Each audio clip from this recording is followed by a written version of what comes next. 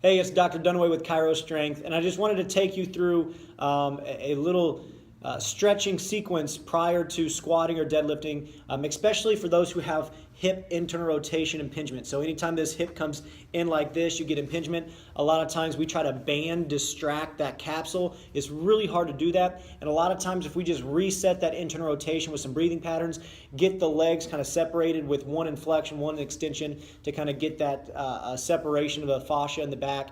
And then follow up with just some squatting prep, like some rocking. We can really prep the hips really well, and then just slowly load that squat. So the first thing I'm going to show you is with the foam roller or yoga block or lacrosse ball. I'm going to get against the wall like this,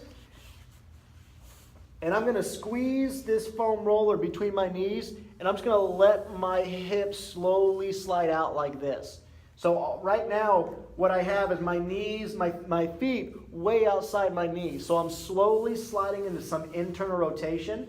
And I'm going to do this until I feel just a little bit of a stretch, keeping my back down, make sure I'm not arching or make sure this butt's not coming off the ground like this.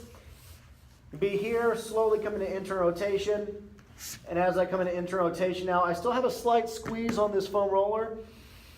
But now I'm just going to breathe. I'm just going to breathe and relax in this position. About 5 to 10 breaths, trying to make sure I'm not feeling any cramping because I'm not squeezing too hard, but just enough pressure to keep this pretty much up here.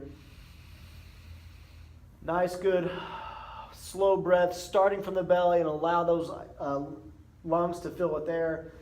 And then I'm going to go from that straight in to stretching the posterior hip. Come to here, slowly rock down. And then I'll feel just a little bit of a stretch in the posterior hip. Make sure my pelvis doesn't come off the floor. Push that knee out a little bit. Again, I'm going to breathe and relax in this position. Not trying to stretch too hard. Just think about warming up the hips. About 30 seconds to a minute on that side. Slowly come down. And then again, about 30 seconds to a minute on this side. Take some good, slow, deep breaths. And after I do that, I'm going to slide over to this wall right here. Prop one foot up. My other foot's going to be both toes pointed this way in dorsiflexion, and I'm going to come down until I feel just a slight stretch, and I want to make sure I keep this knee bent, both these knees straight, and I'm not going to force this leg down. I'm just going to come down to where I feel a decent tension. Again, not arching my back, keeping my ribs down. A few breaths in that in range.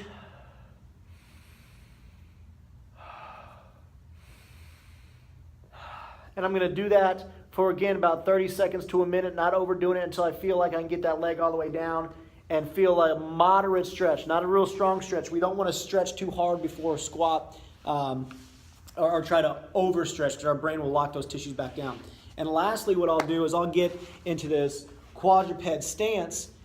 And so my knees are about where they would be in the bottom of the squat. My toes are locked into the ground right here.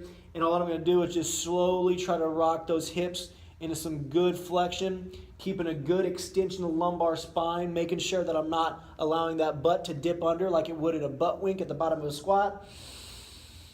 Push back and take a few deep breaths again at the bottom of that rock. And you're going to spend about a minute or so in this rocking position. And after doing that, you should be able to stand up and feel a lot more loose, be able to get under the squat rack or deadlift or whatever you're doing to really get a good hip connection and be able to feel like you're not getting that impingement at the bottom of the squat. So try that sequence you should feel a lot more relief from that tension. And if you have any questions, you know where to find me, Dr. Dunaway at chirostrength.com. Check us out on Facebook, check us out on Instagram, and I'd be happy to answer any questions you might have. Leave some comments here or shoot me an email at drdunaway at chirostrength.com. And again, like I always say, don't just mend, transcend. Thanks.